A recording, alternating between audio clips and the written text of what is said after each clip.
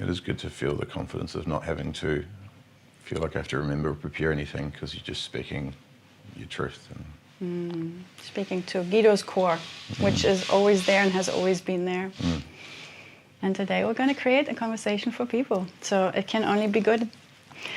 All right, I'll take... Do you want to keep this as it's probably easier not as to a story have... reminder? Cool. Or even this one might be distracting to even have here. Yeah, we'll just do those two, like I usually have. And then this can go. And then I have those two and those for you. Okay. So welcome to the Human CV. I've got Guido Loeffler here with me.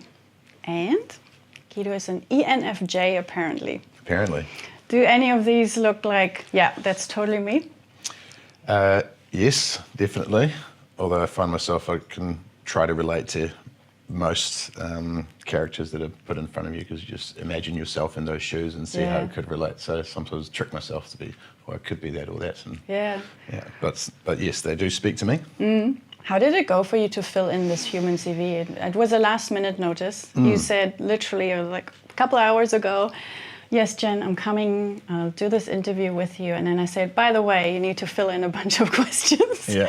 So then how did that go for you? That's all right. I knew there were some for the human CV. It went for me like, I guess, most things where I need to be in the right headspace and I can't just do little bits as I think of them and come back to it. I had to create a space with, after work in the evening with a cup of tea and just relax and then when I was there, it pretty much just flowed all the way through and sort of try to detach from normal life and just go all in, eh? Yeah. Yeah, it's so cool that when you actually sit down and the first draft you sent through to me was free flow writing. So I got the privilege to actually dive into your mind and see the full story. What we have now is an edited version because a CV, usually people say they want 2 pages, not longer, which is an artificial limitation. It's a construct, but it's one. So in line with that, when I'm looking at your CV right now, we've got a really big story hidden behind this Kilimanjaro,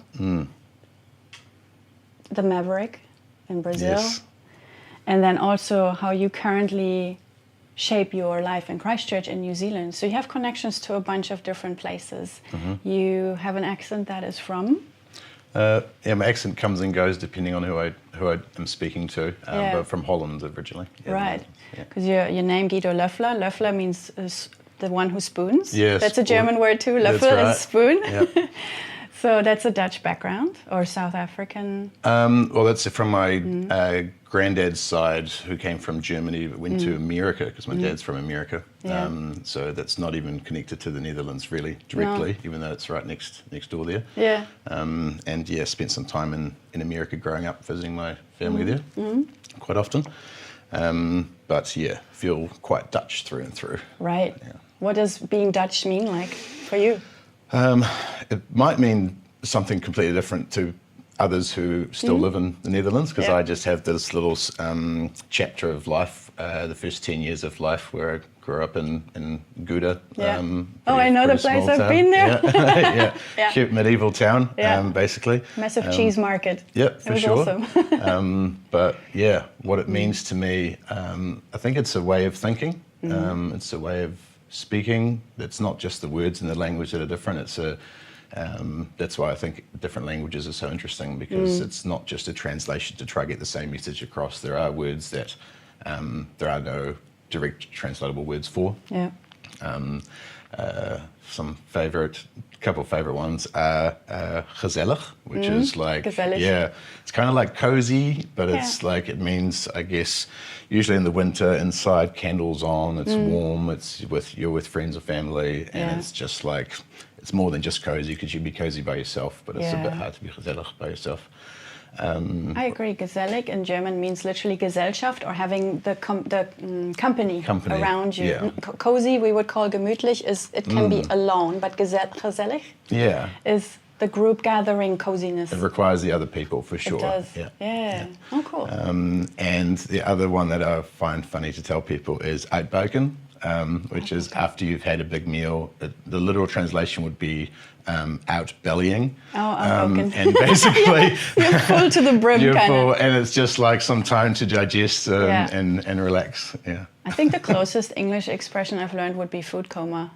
Yeah. Isn't that kind of what outbroken means? Yeah, that's true. Although I think outbroken seems more positive. Food coma is like definitely ate way too much. Outbroken maybe as well. Right. Yeah, food coma has like a hospital like coma. You know, very negative. Like person can't do things. But the outbroken means like almost a pleasurable state of being full. Yeah, that's right. Yeah. That's cool. So being Dutch, using words in a different way, having a unique way of speaking, having a unique way of thinking. So in what ways have you personally experienced the Netherlands or Dutch people to think in a way that you haven't found in Tanzania or in New Zealand or in America? Yeah, I think it's maybe a touch of what people might relate to as like a German way of thinking, but not quite as much. So it's definitely critically analysing things. Yeah. And so questioning things and diving deep and looking at things maybe a bit more from a first principles perspective. Yes.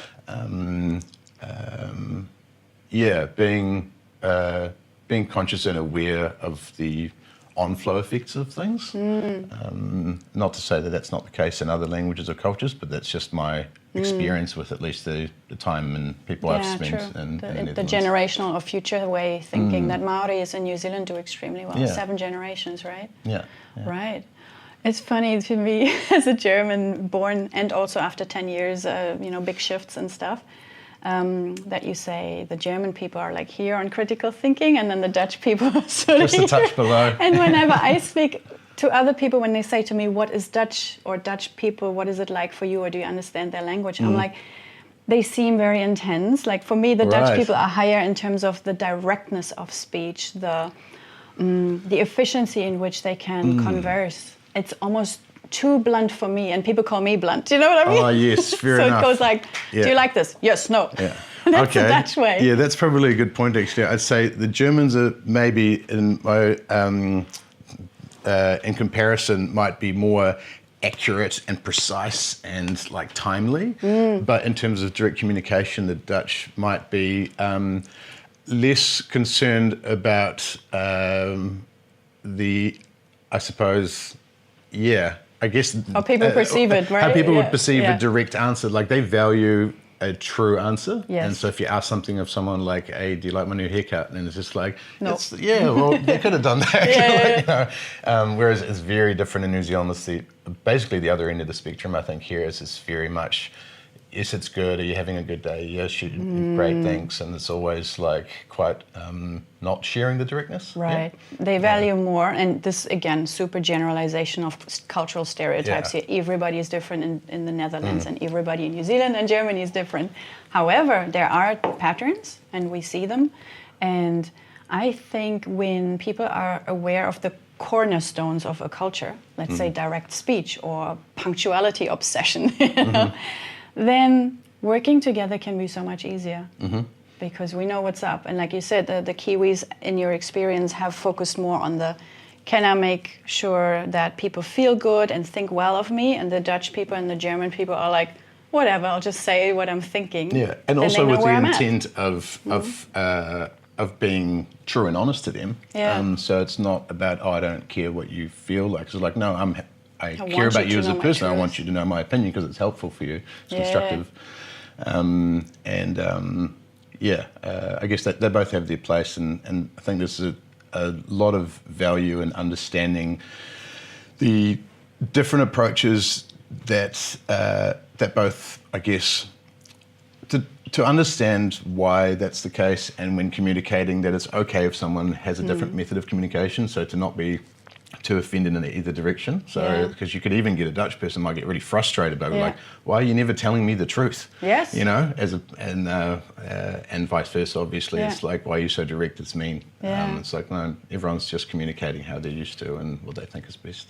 That's very a pattern comes up in my mind as you are saying this, because what I have noticed in my own friendships and the clients, the conversations that I keep attracting, usually 70% would be non-New Zealand. So I have a very high percentage of international friends or foreigners who migrated here, people who chose this to be their home. And I think what we have in common, we have all these differences in the backgrounds and the religions and the skin colors, you know, but what we have in common that we appreciate about New Zealand is that we get to play here. It's a large country with a small population, incredible natural beauty, and I'm zooming into the right here, right now with what you're currently doing. You are creating beautiful bespoke furniture for people. And it's not just some kind of furniture, which you could have done in the Netherlands or in America, but it's about totara and shaping it and creating products for people that have a connection to the place they are living in. Can you share a bit more? Yeah. What got you into this? What got me into this? A deep-rooted care for the well-being of the world, and a frustration with why are things not done in a more obvious way that just looks after all living things. Yeah. Basically, it goes back to probably when I was maybe 16 and starting to critically analyze the world. And you know, when you're a really young kid, I think you look at your parents or at adults or at businesses or whatever, and you think they've got it all sorted and there's the world and I don't know anything. And at some stage you get a few more examples of like, oh, that doesn't make sense. Can I just interrupt? When you were 17, which place were you living at that time? Was it America or did I follow the journey? No, it was here in Lincoln. You already were here. Yeah. So the first 10 years was... First 10 years was the Netherlands, and then we immigrated to New Zealand. Right, okay. Yeah, but I had spent lots of time just visiting family in America. Yeah. And really looking at like, well, why are some of these problems happening, whether it's inequality or whether it's like animals not being treated well or the climate seems to be like getting thrashed here and there. It's like, what's going on? And just getting really frustrated essentially by that. And at the same time, having been brought up in a household and having done some relatively extensive traveling growing up and seeing different ways that things can be done and different ways that different cultures and families and people operate. And being like, well, it doesn't have to be that way. And I guess seeing that there was like this shift or a trend towards more sustainable living, even then, nearly 20 years ago. And it's, you know, maybe I thought it would move faster. I thought it was like, oh, well, obviously this is like, you know, that's a bit of an old school way that the world is operating and people are getting clued up and there's more knowledge sharing now. And, you know, everyone's going to figure it out pretty quick and it's all going to come together. But I'd like to be part of that. Yeah. And I dabbled with like, what are the different ways of highlighting some of these issues, or how can I spend my time trying to, I don't know, do my part in making it better? And like, remember the Occupy movement, like I was involved in that and like camping out in town and seeing that sort of essentially protesting point of view. And there's a room for protesting, but I did find that it's just like, like it's good for some awareness, but it's not addressing the core drivers. Yes. And the same with, I guess, when I was at university, I was like part of the Greens Party. I was and like went to visit Parliament a few times and involved in that world to an extent. It's like, yes, definitely they have, you know, politics plays an extremely important role, but saw the overarching like powers was really the capitalist system that we live in. Yeah. And the especially corporate, but really business and finance is driving the world that we've designed. And so instead of what I found, or at least what I decided would be my path, was instead of yelling about it or trying to change legislation for it, is to get into the belly of it and to essentially try to be an example where even if businesses don't care, understanding human nature and greed, and some people just don't, everyone's got their own things that they prioritize. But even if there's no care for equality or the environment or this type of well-being, if it can help create some examples where it's actually profitable and in their interest to do good, then they don't need to care. They just need to continue following what they want to do, and as a byproduct, there will be goodness that comes from that. Very meta-level perspective you approached there. You went in it to experience I can unleash my rage, my anger, my frustration, this is not right, you know better, why don't you do better? But then when you zoom out, you see, well, the shouting and protesting is good, but I want to also contribute to what is feeding this political construct that we've built as humans. That is just made up. A green party is just something because we call it a green party. Actually, it's a bunch of people who want to do stuff. But you have seen that because of the construct, the people are not getting to do what they know is good. They're busy with fighting a system that is working against them because the drivers are the finance, the capitalism, and they're so the strong. money. So it's like an uphill battle. It's pretty difficult. I'm going into the money-making folks and just make them do better products. And so the money turns greener because I'm actively working on that. So how does innate furniture and totara trees fit into this picture of Guido now, not Guido with 717? Yeah, fair enough. So essentially, I guess it was only earlier this year that I thought about this in depth again. It's like, oh, wow, we've actually, I guess, put together exactly that, which is an example that by focusing on, excuse me, we've put together an example like that by focusing on purpose and ethos first, and telling the story of,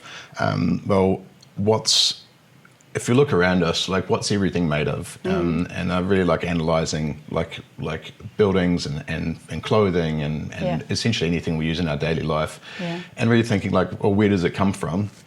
And where do the materials come from, and who's involved with that process of making it, and how is it moved around, and what is the impact of that on our air quality or the waste stream effects or the whole picture.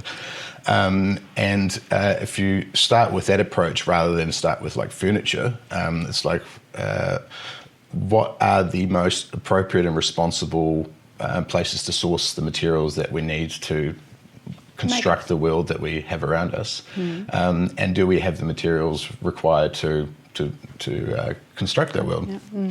And luckily in New Zealand we do have a really broad range of materials, but again it's just like, well, but they're not really being utilised. Or sent overseas, and we're not using them here. Yeah, that's right. So we grow a lot of trees and we send them as logs overseas. So we're not value adding here. And then, funnily enough, they often get turned into products overseas and they get brought back. And at the same time, we're also importing raw materials from overseas that we have available here that we're not utilising and working with. So how that works with totara, for example, and people have this perspective of, not all people, but there's this fear perspective actually of native timber being like, oh, don't touch our forests, right? Because historically it has been a huge issue. Māori originally, but especially Pākehā, when it came, there was a lot of slash and burn, and a lot of our native forests are no longer there because we didn't care for them. And Māori actually learned this, as far as my understanding is anyway. I'm not an expert in this, but there was, when initially New Zealand was inhabited, there was maybe not a full understanding of the size of the country, and a lot of resources were extracted, and after a while realised, some of these are being changed here. So then there were some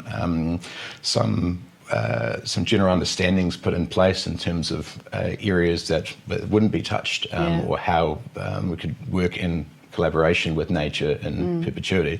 That did not apply when Pākehā came here. It was a lot of clear felling, and so as a result we lost a heck of a lot of our remu especially.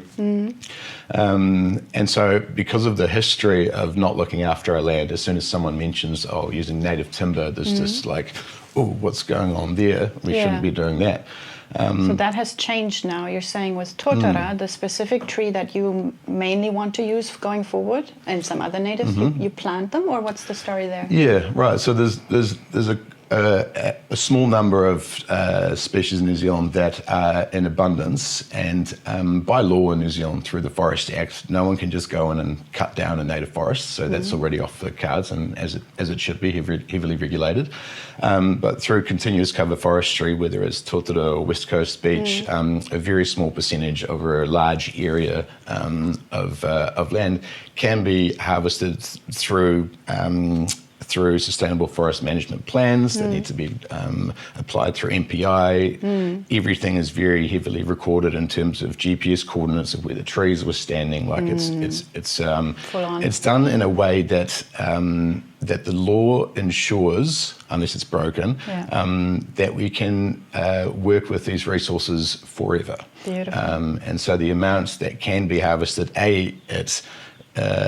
it mimics natural disturbances quite often as well. So like a slip in a forest or a windfall event. So there is naturally going to be disturbances in then forests. You can harvest them safely because it's all been documented and tracked now. Yes, right. Yeah, that's right. And it comes down to the quantity of as well. So like taking 3 or 4 trees in the middle of a large biodiverse piece of land, say on the West Coast, where there'll be a lot of beech standing. Leaving the roots in the ground, leaving the canopy in the forest to rot and decay and feed the next generation of trees to come through, and only taking out the valued log. And then especially if it can be, say, heli logged out, or if it's near a road, so you're not dragging it through the forest. Gotcha. Creating enough of a gap in the canopy for the light to reach the forest floor, so that the seedlings just come back. And so there's no tree planting required. There's smart. Permaculture for forests. Pretty much, yeah. Hey. So that's the case for beech, and in Totara, for Totara in Northland, that's a slightly different story, where there was a lot of clear felling that's happened historically, and there's a lot of grazing and farmland there, but there's all this marginal farmland, really steep hillsides, which are erosion prone as well, where Totara just has come back by itself. Right. So once you see and identify what a Totara tree looks like, it's impossible to drive anywhere really in the northern half of the North Island and not see it everywhere. It got such an unusual bark. Yeah. I recently, since you've been into this, whenever Kai and I go into a hikoi in the forest, we're like, oh, that's a Totara, because it's so unusually looking. Yeah, that's right. And the little leaves, they're really unique as well, great for bonsais. Aye. But it grows in absolute abundance. Like farmers, a lot of them struggle to hold them back. Gotcha. Really. And now you can utilize them to make tables, benches, other furniture. Yeah, well, that's right. And it's not just that the resources there, it's also that a lot of these farmers, they're struggling financially. And so they have a potential income source on their land that is not being utilised, that is a very sustainable source of high quality timber. Right. And so, Scion and a group of people up in Northland, they had a Totara industry pilot project. Lots of investment went into that, and a lot of it was harvested from different farms, and testing was done on the different applications for it in Rotorua at Scion. And so that has all been done, and now it's like, yes, here's the volume, this is how it can work, these are the applications for it, this is what it can look like. Yeah. It's all there, but we're finding that a lot of the people that know this and that are passionate about it, they're academics or they're researchers, they're universities, they're government officials, they're landowners, they're forestry scientists. They get it, but there's not that many people or businesses that are in the manufacturing or marketing or the promotion of the end product, which is what puts it in front of and makes it accessible to people, which is what drives the whole thing. If we can fill that piece of the puzzle in and make it available and visible and share, knowledge like this. So you didn't find a gold mine in New Zealand, you found a timber mine, and now you're mining it. Yeah, pretty much. It's really sustainable, and as you said, it benefits people who struggle with Totara mini plants, or what do you call baby trees? Teenager trees. Little seedlings. Yeah. And you help them to make an income from something they're actually struggling with on their land. They can't utilize it properly. You have a way of doing something with this. And even you said there's legislation in place that protects those. And there's no longer, you have to flip a whole generation's thinking of native trees, don't touch them, to, wow, native trees, do something with them in protection, in a container that allows the land to be harvested sustainably and ethically and all that. Yeah, because I think it's important to be realistic and real as well, because it's one thing to say, just don't touch all this, and literally sat at a table with people who never touch a tree. And even whether it's Greenpeace officials or people that are really passionate about protecting our forests, and as are we. But then if you ask the question, it's like, okay, that's great, but like, what's your furniture made of? Because what are you actually going to make it from? Because it's either going to be plastic or imported timber, often very questionably sourced. I can go on a tangent on that. Coated in plastics, it's like it has to come from something, unless we're saying we don't have furniture, and the same furniture applies to clothing and housing and whatever else. So assuming that we're not going to just put a rag around us and stand in a forest and that's our life, and actually live in civilization, then we have to make our built environment from something. And so what is the most appropriate, sustainable source of natural raw materials that we can possibly find, and timber is a renewable resource, for sure, and the closer it is to the end use, the better, in terms of transport, of course, but also how that forest is managed. So if you can leave it as close as possible to how it was before people ever turned up, and have it as biodiverse as possible, and you work with that system, that is far better than having just rows and rows of beech or totara or whatever it is, this monoculture system, because you're not supporting the biodiverse ecosystem that we rely on, which goes far deeper than timber. It's all the ecosystem services that we get from that, let alone the support for the flora and fauna that needs that biodiverse system. 100%. I just leave 3 seconds of space in this interview now to inject this artificial, comedy. The audience cheering and clapping. It's so true. And I'm not sure if it's true. I'm just making an assumption here. Is it also easier for you with the harvesting and all of that? Because yes, you're saying the less we get involved, the better. But do you still get a decent harvest? Some people might say, no, that's why we invented monoculture, so that we can get, all the corn and all that on our tractors. But you're advocating for a complete opposite way of getting your resources. What would you say to those people? I would say it's depending on where the energy is put in and thought is put in, and refinement of how we manage these things. So yes, we currently definitely can efficiently work with native forest and get good quality, well-priced timber out of it on a permanent, ongoing basis, while leaving that forest in a flourishing state. If you look back at pine, though, for example, which is like this absolute wonder tree in some ways. It's very fast growing, and it creates a lot of biomass very quickly. And if you plant a pine forest now, it's basically 99% of it's going to be identical and the same, and it's very reliable. Go back to the 80s, if someone planted a hectare of pine trees, 50% of them wouldn't make it. So we've put a lot of energy and effort, we as a country, into figuring it out and getting it right and maximising the potential that comes out of it. And as a result, we now blast the entire country with pine, and we have really good yields from that. Not having very much regulation around that then results in, okay, well, what is actually happening to our land, and the erosion and the slash and all the other stuff that comes with it. But as far as the biomass or the timber is concerned, it's because we've put so much energy and effort into that. And there's not that much energy and effort that has gone into looking in how do we work with our native forests to do exactly the same. However, even despite that, we still have a good supply of timber, because you don't even need to plant them, because it'll just, you just let it do its thing and it'll come.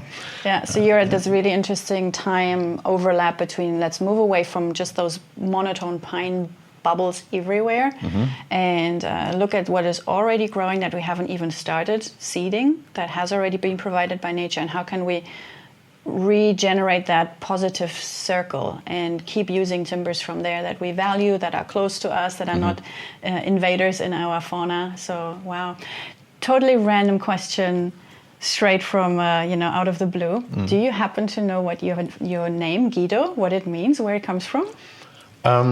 Because I'm Great sometimes question. geeking out on etymology, and I have a really fun one for you. Yeah. Here's my phone. Gone. Well, it's an Italian name, and it can be translated to Guy. Guy Fawkes is actually, his real name is Guido Fawkes.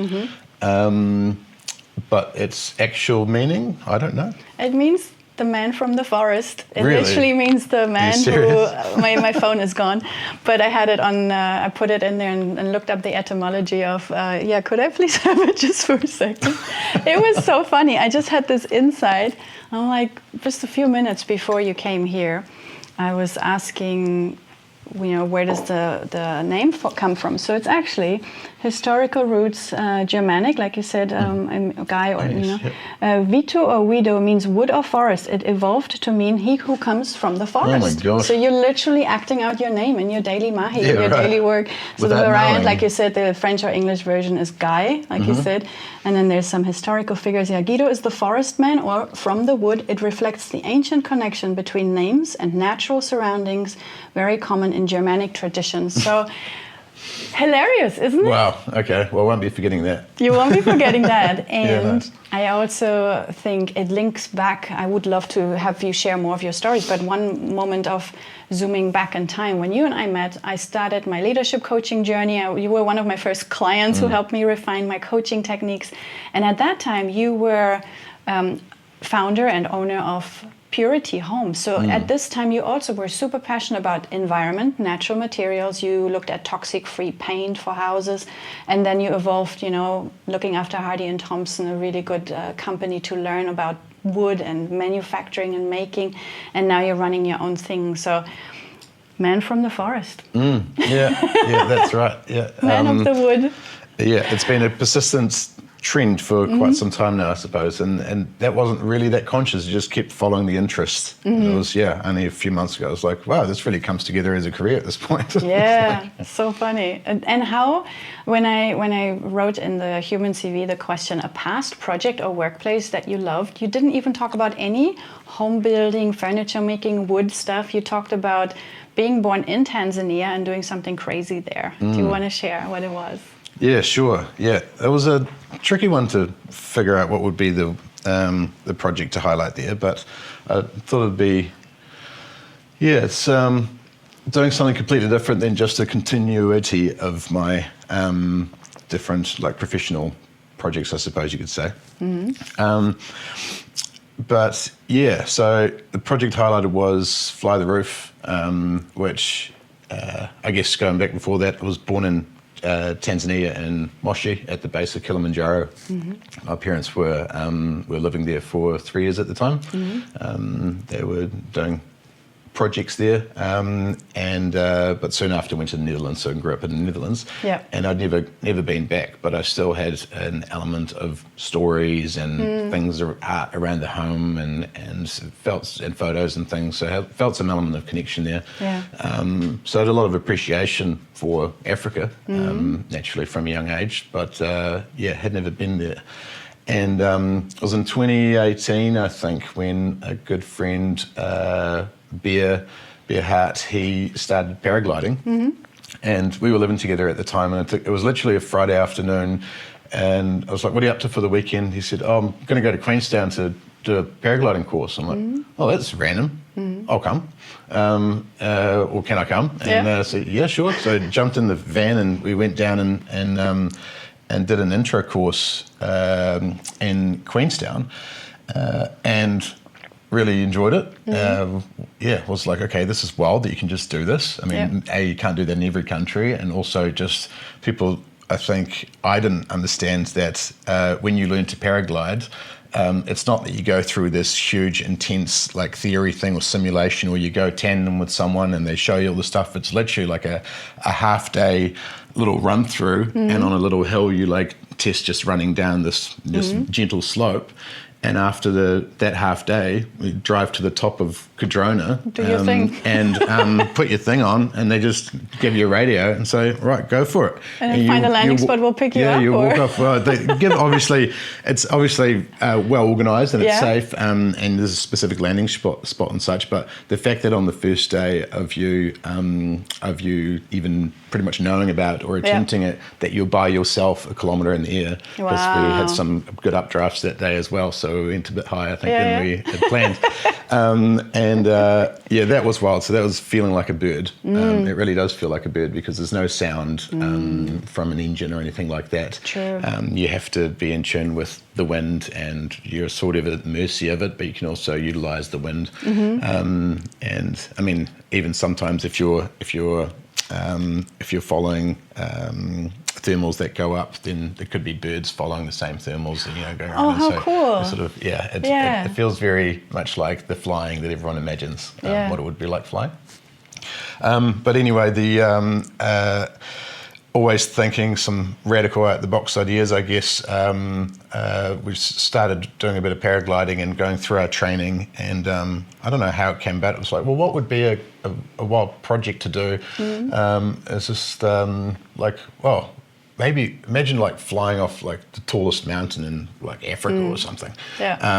And I wasn't really thinking about Kilimanjaro much, and so just did looking some stuff up online and realised, there's a couple of groups of people that do this from time to time, and they do it as a charity project to fundraise money for schools in Tanzania. And I was like, we could maybe do this. And a lot of the people that do it, they're experienced pilots, and they've been doing it for a decade or so. But we're like, well, it can be done. You learn the thing and you go do the thing, and it's like technically possible. First principles thinking. Pretty much. The Dutchman just came out and like, well, we can do it. So it's just, and not long after, it was near the end of that same summer, we were walking up Mueller Hut, sort of an annual event to go walk up Mueller Hut with a group of people, and there was friends of friends that come along to this event. And I remember walking up and some friends of friends that were invited there who I hadn't met before. I was just getting to know. I was probably 20 minutes into a conversation with one of them.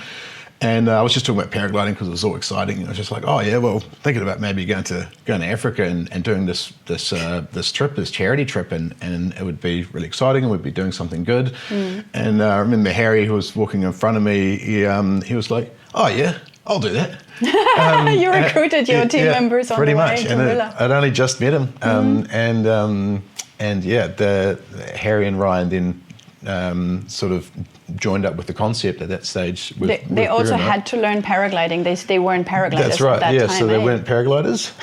So we had 4 of us who had practically never paraglided. We were at the very beginning, all getting quite excited about this. Flying off Kilimanjaro for charity.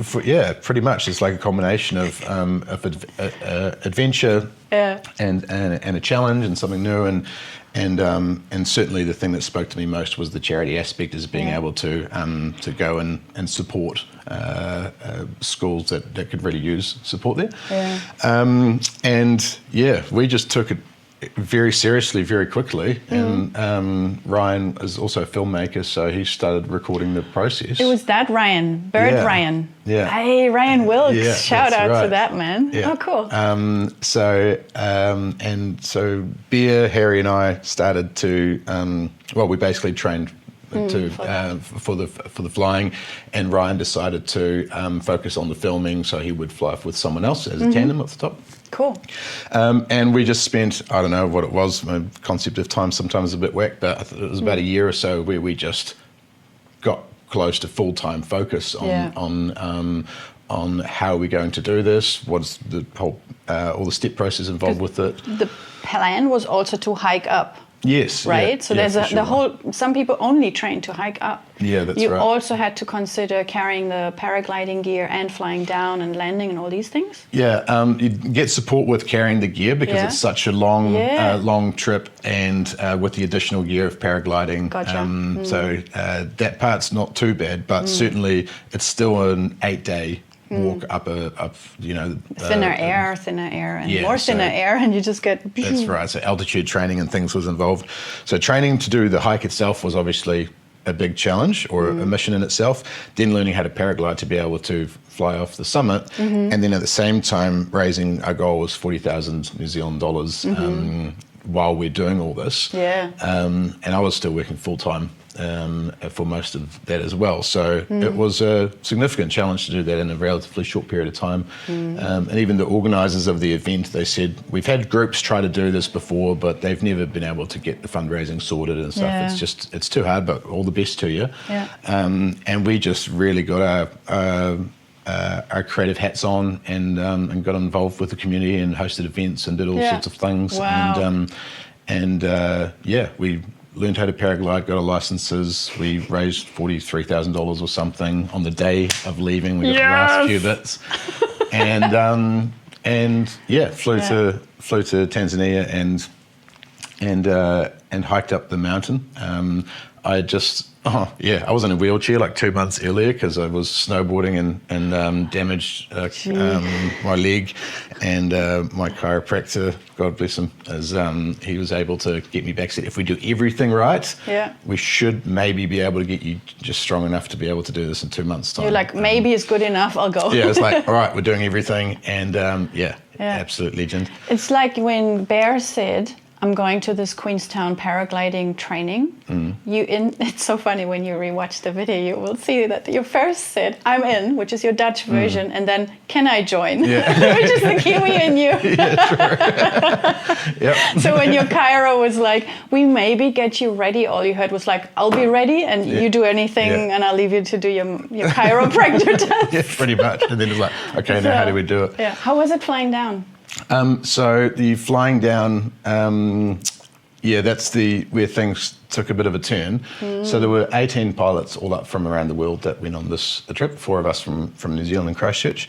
The walk up for starters was difficult because aside from I was in a wheelchair, I also had a lung infection before I left, which was nearly gone. So I was like, okay, this is all right. But as you get up in the altitude, it came back intensely. So for the majority of the 8 days when I was going up, I couldn't speak. Literally, I couldn't have a conversation, so I couldn't get to know the other people. It was quite hard to breathe. Telepathy only? Yeah, pretty much. So that was difficult in its own right. It added a layer of complexity. Through to the second to last night, I was like, I had to be on oxygen, and I was like, I don't know if I should try to summit at all. But it was okay the following day. So that was a huge mission getting to that point. But when we were at the summit for sunrise, it was amazing. Everyone's really happy. Hugs and cheers and whatnot for getting it to there. And then quickly before the wind picks up for the day, we're all laid out with our wings and on the hillside, and the first people start taking off. Yeah. And so there's a couple of people that fly off, and I laid out mine, and I see Harry and Bear as well, and Ryan takes off on his tandem, and he's gone. And I give it a go, but you're really exhausted. The air's so thin, I already had the lung thing, so it's like everything's 20 times harder. So it's going to take a couple of attempts. So the first one, I couldn't get it over, and simply going down to 30 meters or whatever, the little slope, and then having to pick it up and walk back is very difficult. So as I was walking back and laying out to do it again, I think about 6 or 7 people had taken off, and then one of the guys from America that took off, he had an accident on takeoff, and didn't see it but heard it, and it was actually it was really it was a fatal accident. And so that was no one saw that coming, when that happened, the whole thing was called off. No one was going to attempt anything after that, and we had to walk back down. So I haven't really shared that story with anyone because it took a long time for that to sort of for that to be okay to share, I think. Yeah. And it was pretty intense emotionally for everyone for a long time after that. But I think now that is part of the story, and it's a fair thing to share. So in terms of how I was flying off, we didn't. It was an 8-day you hiked walk up, but then out, and then halfway you just beelined it down straight. It was like a 12-hour walk, I think, just to walk straight down and get to the bottom.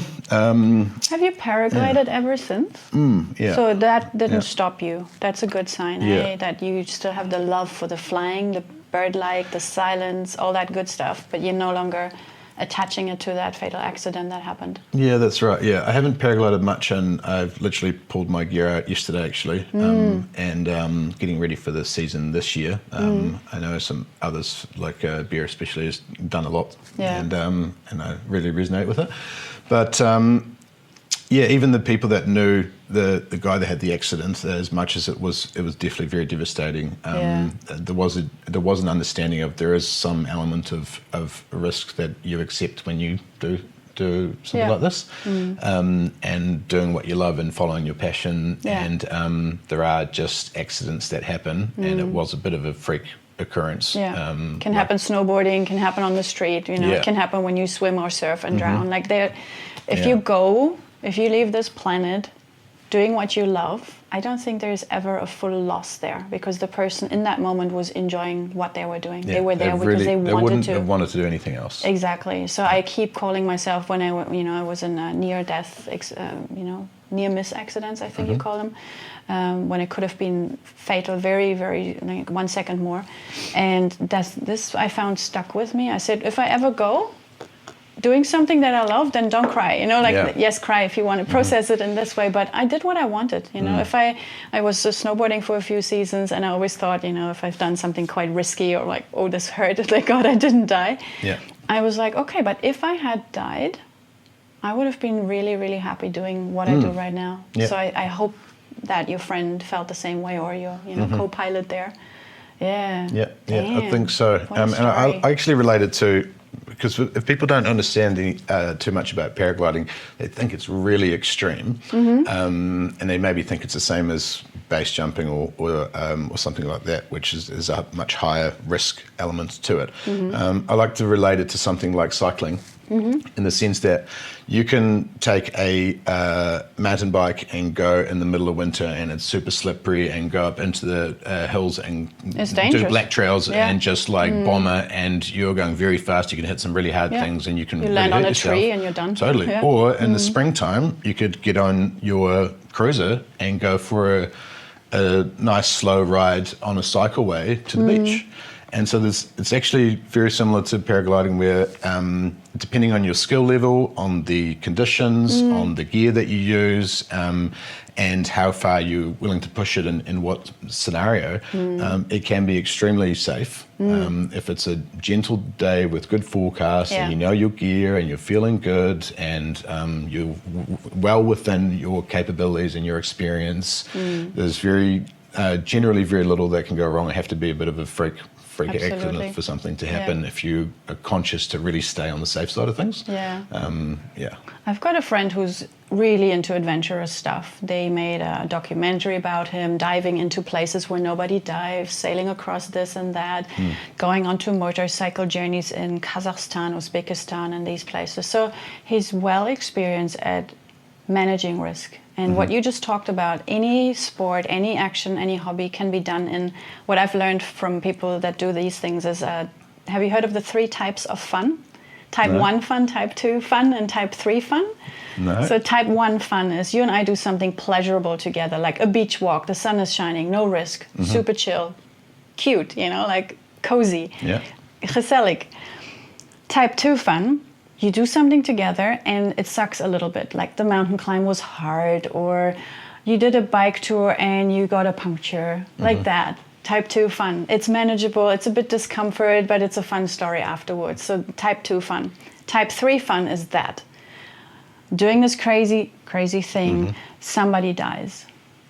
Oh, it makes for a good story afterwards, but in the moment it was horrible. And afterwards, after a long space of processing and distance and, zooming out, bird's eye view, you start the learnings from that event, or you start seeing how the story can help others be more safety conscious, or whatever learnings come from that.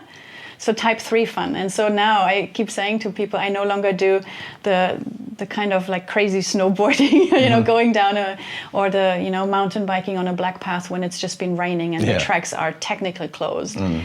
That's type 3 fun. There's too much risk involved to have good stories afterwards, too much pain involved to actually enjoy doing it again once you've, been on oxygen or broken certain bits. So type 1 fun, easy peasy, everybody wants to do it. Type 2 fun, great story, little bit of discomfort. Type 3 fun, high risk, very sometimes low reward, or the story is only later very useful. So any sport can be put into a type 1, 2 or type 3 fun category, I think. Yeah, right. Maybe not base jumping. There's no cozy version of base jumping. Like you said, there are limits for risk, but yeah. So I'm but for a lot of them that will be the case. Yeah, that's right. And I think certainly as you get older, you're more conscious of the risks. I mean, aside from that, your body will heal slower. Yeah. So there's literally is a higher risk in that sense, but also you've witnessed more things, and so more in tune with. I'd be paying a big price here if this didn't quite go right. Like I don't try to break my speed record snowboarding now, and things like that. That's and also you brought up this topic that is in your SDGs, the good health. If your body gets older, you recover slower. If you do certain activities, you need to counterbalance with other stretches to make your body useful again, or able to do these hobbies.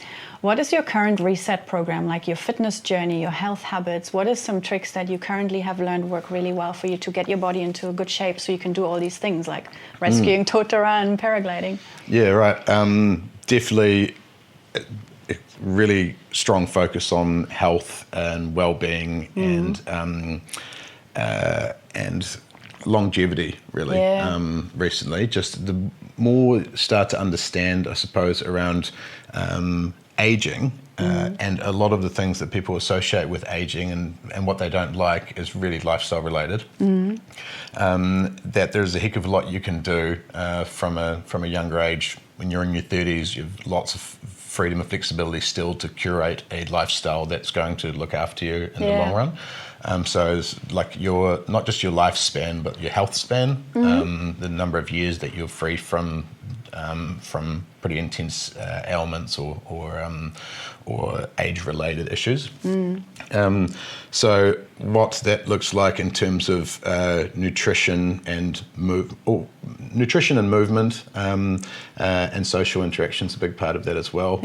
So like basically I start the day every morning with a really intense combination of health things, and fruits and nuts and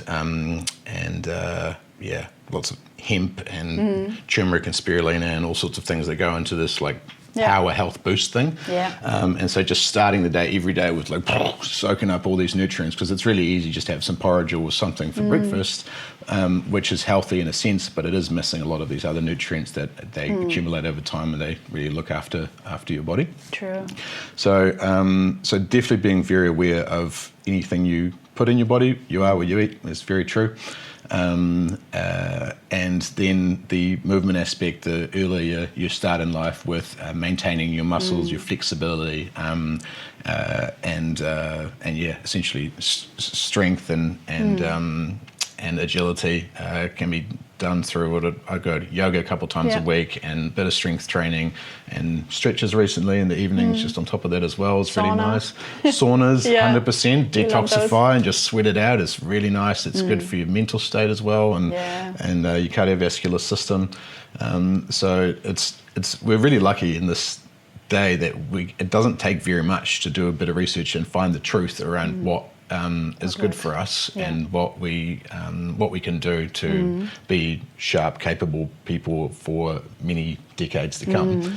And so super lucky to be in that case. I always like to refer back to the blue zones. There's a certain number of places around the world with the highest number of centennials, and there's all sorts of similarities you can find between them. And certainly, of course, it is healthy eating and mild movement. A lot of these places are on hillsides or on slopes, so it's not about extreme exercise, it's just lots of movement. I thought always those blue zones were near the ocean, but okay, I'll look into it. I think a lot of them are near the ocean, but a lot of them are they've got some slopes, so that during the day they're just walking upstairs and they just move, there's just more Good to know. General movement. So even if you're not living in a blue zone, but you have stairs nearby, you could have some cardiovascular practice doing that. Yeah, like I was really stoked for a while. I had a bedroom on the 3rd level, so like the number of steps you're doing in a day, if you're like especially working from home, it's just that one change makes a huge difference. Yeah, I live in a bungalow, but I have a ladder outside, so maybe I should just go up and down. Well, certainly taking the stairs instead of elevator, or not worrying about parking right next to the front door when you're going somewhere. It's just park it wherever you feel like and just walk. Yes. And so not trying to get real close to all these things. And so porridge, extra nutrition boosts, active lifestyle, and focusing on blue zone habits, and also the social interaction. Like you said, the blue zones have a lot of that, right? Yeah, the one thing that I think is even more of a correlation between all those blue zones is moving lightly in nature, specifically gardening or growing your own food. Yeah. And hard to identify exactly why, but it's probably quite obvious if you think about it that it's light movement, and so you're bending down and you're moving stuff around. You're grounding, so actually being on the soil. You're getting some vitamin D, you're getting fresh air. You're looking after something that lasts longer than that moment, so it's like an investment of time. Oh, I never thought of that. And you end up usually sharing it with people. Yeah. And so there's a community aspect involved with that there. And so I think... it just covers a lot of bases. So I really enjoy on the weekends just spending time outside, even if everything looks fine and doesn't need tending to, or find something to just potter around with outside, because it's enjoyable, it feels good, and know that is something that will help with longevity and my health span. And, lucky to have great parents that also live and breathe that. They've got a huge vegetable garden and they've been primed in this way. That explains so much. So I understood the physical benefits, the sunlight. I've been caught by the gardening bug since about 10 days. I came back from a short holiday to defrost. I went to the Pacific Islands to have some sunshine, and then came back here, and the moment I came here and New Zealand started having springtime again, I'm out there digging, making soil, checking the worms in the compost, removing old plants that have died, stuff like this. And it's I never considered what you said about, yes, the grounding, the sunlight, the squats and the lifting, and I feel stronger, but you're growing something that takes, that lasts and that can be shared, which is a big motivator to, spend time on something that's not just me. It lasts, other people get to enjoy it, and it's nourishment for physical, good health and well-being, which you chose as one of your top SDGs. Yeah. So one thing I keep asking guests, or want to ask them more, is physical health and well-being, super important, mental also. And in line with that, I briefly asked you before the interview if you could do something that I'm exploring right now, which is called a 30-day challenge. So I just picked up these as little stationery templates. So this is yours. Yes. If you had to do something every day for half an hour for 30 days, and that little thing that you do could super help your physical or your mental well-being, what would you choose? And maybe also what would be a reward at the end? So can you think of something you would do for 30 minutes each day? Yes. I thought this was a hypothetical question before, but I like that this is now... It's a contract. ...coming to fruition. What sprang to mind was and is 30 minutes of meditation a day, because I don't really do any meditation at the moment, but I do find that activities that calm the mind, that force you to put away the busyness of life and to relax and to just be in your own body and mind and space, that helps a lot, especially for a really busy mind. So that's saunas are great for that, and yoga and slow mornings, early mornings.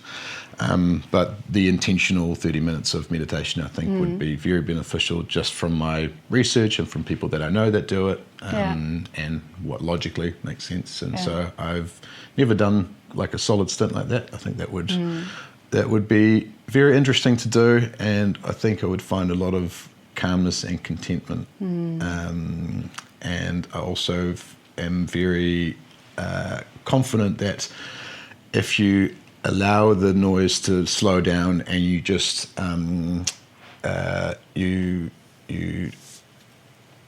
essentially don't worry about having to think about things or finances or solutions or anything like that, but just allow things to slow down. That's when things that need to come up will naturally come up. And whether that's a realization or a new idea or a solution or just relaxing, I think that will naturally do its magic. Beautiful. So many good things. So when you think of your typical day or your week, when would be the most likely time slot in which you could do that consistently? Yes, I have to weigh up if it's early in the mornings or if it's last thing before going to bed. Yeah, when do you feel most likely to meditate and want that stillness energy? Morning or night? Is morning more your active yoga workout? Well, I guess morning I already have a relatively slow start. I don't get up and run out the door to go to yoga. I get up well in advance, and it's a slow pace anyway. Whereas at night I actually struggle with that a bit more, so maybe it would be more beneficial. I'm going to go with 30 minutes before bed. Okay. Yeah, to calm the mind down and get into a sleep space, because I find that tricky in the evening. And this is great. I wasn't sure if you would say morning because you already have that slow speed there. So it could naturally slot in more there. It'll be easier in the morning, but it'd be more beneficial in that night. Yeah, but you want it before bed because the peace and calm is not there. You're more like run, sleep. Yeah. So then, I know the reward is already that you get the slow down, the ideas, the solutions, you feel calm, you feel content, all the stuff, you just see it. However, if you could add one little treat, a massage, a reward, a paragliding, I don't know what you would choose, a special superfood smoothie, what would be your reward? At the end of the 30 days? When you completed the challenge and did it every day for 30 minutes, for 30 days? I will go to Miss Peppercorn in Sumner. Okay. What is Miss Peppercorn in Miss Sumner? Peppercorn, I'll go with a couple of friends. I'd say it's an amazing restaurant. It's a couple that moved over from China and they couldn't find the authentic Sichuan cuisine that they really like there. And I don't think they were chefs to start with, but they were just really keen on having the food here. Yeah. So they set up a restaurant there and they import a lot of their own ingredients directly from the Sichuan province. Hey. And it's absolutely phenomenal. It's very authentic but approachable for Westerners in Christchurch as well. And no surprise, they're booked out all the time and have been for years.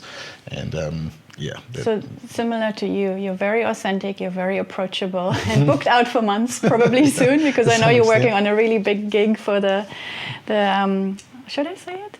Yes. The stadium gig? Yeah. Yeah, so you've been asked by the new Christchurch Stadium, thousands and thousands of seats, guests coming in very soon. It's being completed in a short amount of time, and you will be the one who supplies the wooden catering boards, nibbling, grazing platters. So you make the actual wooden boards for the Kiakaha Stadium? Yeah, that's right, and that's because of the purpose and the story behind it. So lots of businesses could make wooden boards, and it's that in itself is great if it's made locally. Yeah.